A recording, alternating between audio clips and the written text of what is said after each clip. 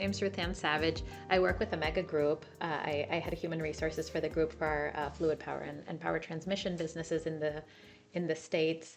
And what Omega does is we're a multinational manufacturer.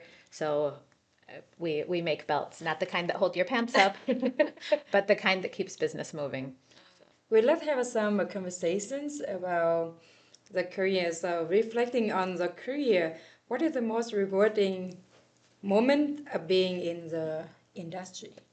So for that, and thank you for coming out and visiting us today as well. It's a pleasure to have you here. So, and it's always good to see you learn. Maybe probably one of the most rewarding moments that I remember specifically in the manufacturing industry was actually up in New Jersey. So we were in West Caldwell. We were remodeling one of our Omega facilities there, and we were doing the ribbon cutting, and the mayor actually came out to join us for the ribbon cutting, and he gave a beautiful speech. I think it was Mr. Joseph Tempesta Jr. at the time. And part of what he spoke about was manufacturing really being the backbone of the economy. And it was just so wonderful to hear him recognize that. We had our employees and our staff there. There was a lot of media and just like you'd expect when the mayor comes out, right? But it was so rewarding to hear him speak about the work of everyone that really brings manufacturing to life, value it the way that he did, because it takes so many people and so many people working so hard each day for us to enjoy things that we take for granted, from our package deliveries to the food that we eat. So it was really beautiful to see him recognize it the way he did. That's awesome. I love that. This is where see that about. I love the sentence said about like manufacturing is a backbone of economy. So it's very beautiful. Thank you. It was that. And also like what are the best advice a mentor gave you regarding to the career? Oh, that's a tough one. I've been so fortunate in my career that I've worked with so many people that have been really, say, very generous in the feedback that they've given me. And to think of just one is really tough. I think each person gave me what I think I needed at that moment in time. Early in my career, I remember there was someone that gave me very difficult feedback, but very valuable feedback about time management. And I think early in our career, sometimes I don't know if I would call it a mistake. It works very well for some people, but for me, I was investing a lot of time, putting in a lot of hours, and maybe had a different notion than what the company was expecting. And they gave me some feedback about, why if I was really managing a business unit well, why would I have to be there so many hours instead of doing a better job delegating, doing a better job with prioritization, things like that. And that was, like I said at the time, very difficult feedback, but it's a lesson that I still refer back to today because it's so true. And it'll reflect in how we empower our teams. It reflects on the environment that we create. So that while it was tough at the time, it's also been extremely valuable. I love that advice. As HR, I know it's so important, right? Time management. Yeah, I love it. And in 2022, the job markets were positively geared toward applicants. But in 2025, it's almost the complete opposite. In your opinion, what has changed in the past 3 years?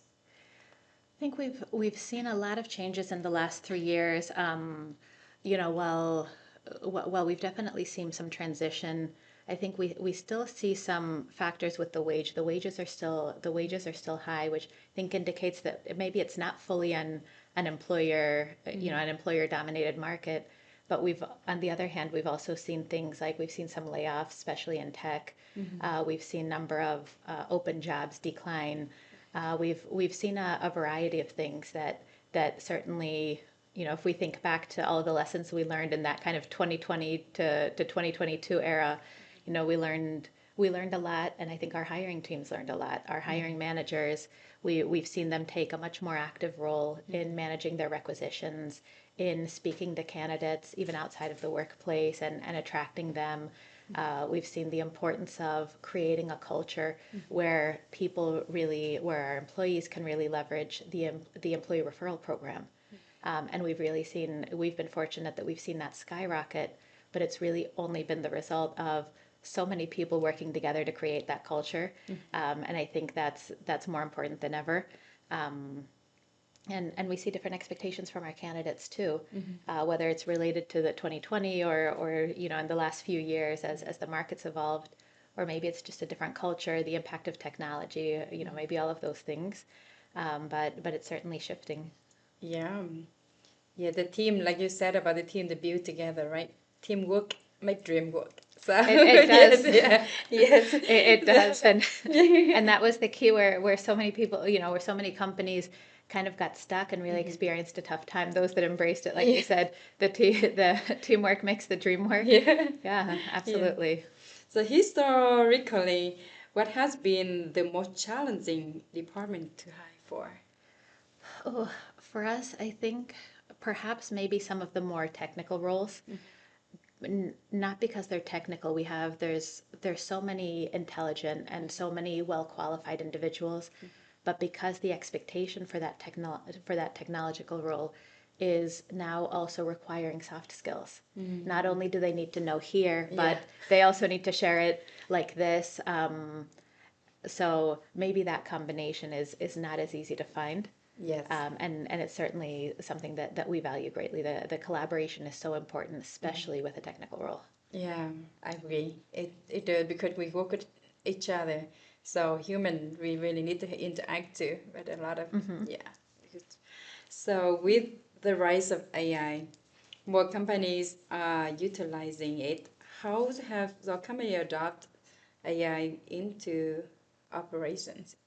So that's a great question. That's a great question, and I think our response is evolving, just like the technology. There's been a lot of buzz, I think, around AI, and maybe our approach is not. Maybe it's not only a response to technical advancement or technological advancement. It's really more robust in the sense that, of course, it's driven by technological advancement, but a big part of it is how do we utilize it in a way that's sustainable for our employees, for our customers, and certainly for the communities that we serve. So a big part of it is upskilling our workforce, certainly using the technology in a way that's ethical, in a way that'll be sustainable and sustainable over time and using it properly. Data security around use of AI, that's a huge component for us. So a big part of it is a more robust approach in general. It's not just maybe a new software, a new technology that we just flip the switch. It's really a cultural shift in that regard, and being very thoughtful in how we implement it. And then for maybe more tactical responses, at Omega we have a company-wide intranet that's available for employees in all of the countries that we serve. And we have a team that's constantly posting best practices or tips, really just making it as easy as possible for employees to embrace the technology in a way that's safe and ethical. There's a team responsible for vetting requests. So also it's managed, and there's room for creativity, but within the parameters and the framework of an ethical use of the technology. And probably the biggest part is upskilling the workforce in all capacities. Even operators that maybe operated more manually before, they're using more technology now, probably more than ever. And traditional roles that always use technology, of course, they're also using it more than ever. So it's an interesting time to be responsible for talent. Yeah, the new thing, right? Again, new life. So, what the most frequent mistake you see on candidate resume? Oh, most frequent mistake on candidate resume, say maybe perhaps presenting a resume that doesn't accurately represent their effort and their experience. So things like a typo, where, things like a typo, maybe it doesn't accurately portray the energy that they've invested in their careers.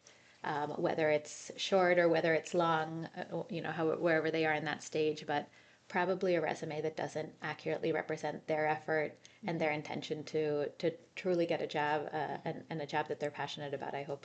Yeah, yeah, no, because a lot of things for owners to learn the new life as a candidate also upgrade their life too, right? Have to learn how to adapt to things.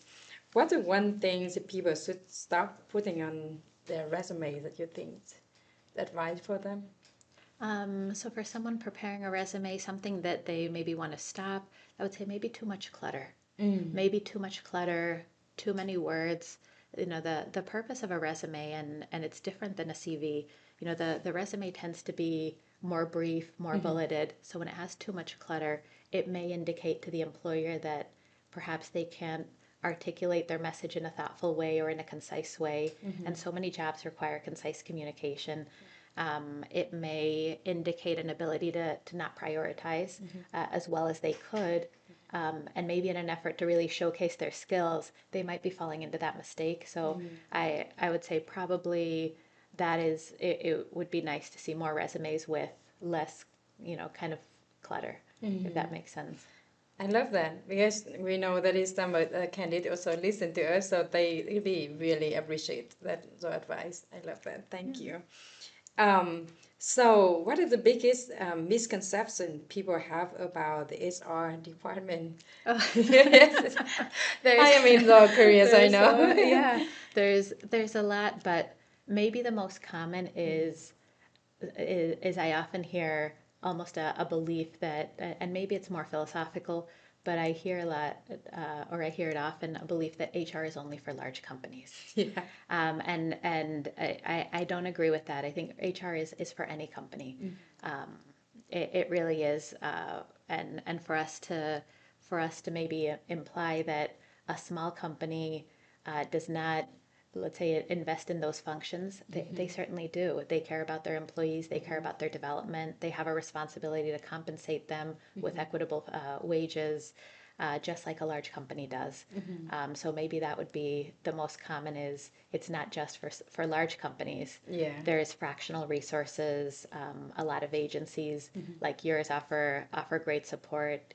If they're not large enough to have a recruiter on staff, there's agencies to help with that. There's fractional support or part-time support.